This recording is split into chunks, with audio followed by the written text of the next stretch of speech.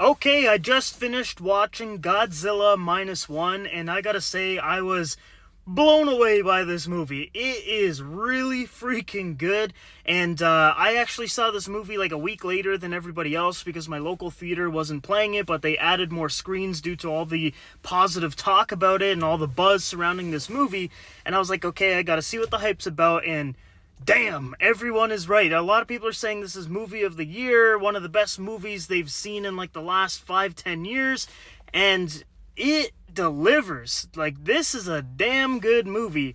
I really don't have a complaint at all. Like, the action is really good. The acting is phenomenal. Like, one of the best movies performance-wise I've seen in a long time, because everybody does a really great job. It's not like there's a couple standouts, whatever.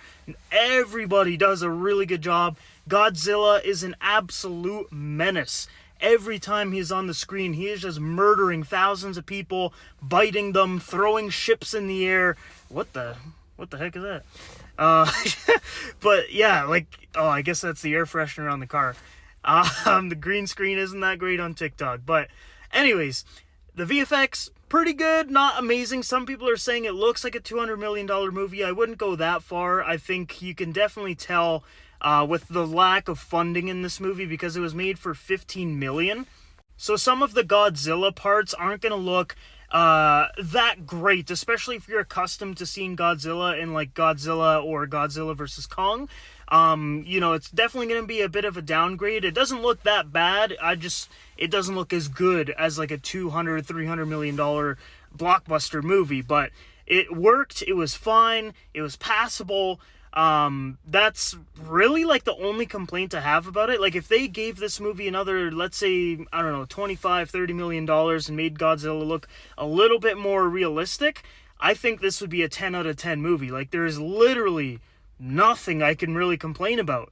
And it's shocking because when I first heard about Godzilla Minus One, I was like, oh, another Godzilla movie? Like, is this canon? Is it not? I don't believe it is. It could be. I don't know. And I didn't really think that much of it when I saw the trailer. I was like, yeah, that looks kind of cool, but like, I'm not super over the moon excited for it. And after seeing it, whoo, that is a good movie. I definitely recommend to watch it. If you just enjoy movies in general, like, I think you're going to have a really good time. Even if you're someone that's not really like a big fan of Godzilla or monster movies like myself, I think you're going to have a really great time because everything about it is good. The script, the acting, the action, like, everything. Bitch, it's really got no negatives. Like, sure, Godzilla looks a little weird in some parts. Like, the VFX money, they didn't have a ton of it. And sometimes his eyes just kind of stay in the same spot. They don't, like, blink. They don't move. They don't do anything. But it's passable. It's fine. Everything else just makes the movie damn near perfect, really. And that's really all I gotta say. Like, I normally in a review, I would spend a bit of time and talk about negatives and all that, but they ain't got any. Like, it's genuinely a really good movie. So I'm gonna give Godzilla Minus One a 9.5 out of 10. That 0.5 is literally just for VFX. Like I said, it's passable, but it's not, like, spectacular. And I think if they do a remaster or something, I don't know if they would ever do that. Most likely not. Like, 99% sure they wouldn't do something like that. But if they ever did, and they made Godzilla look like a blockbuster quality, this movie would be a 10 out of 10 and one of my favorite movies I've probably ever seen. Not like top 3 or anything, but it's definitely in, like, maybe top 30. I don't know. This movie's really good. Go check it out. I'm just rambling right now. I had a great time watching it.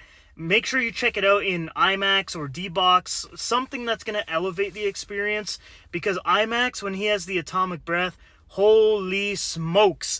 The whole theater's shaking, and it was awesome. Go check out this movie.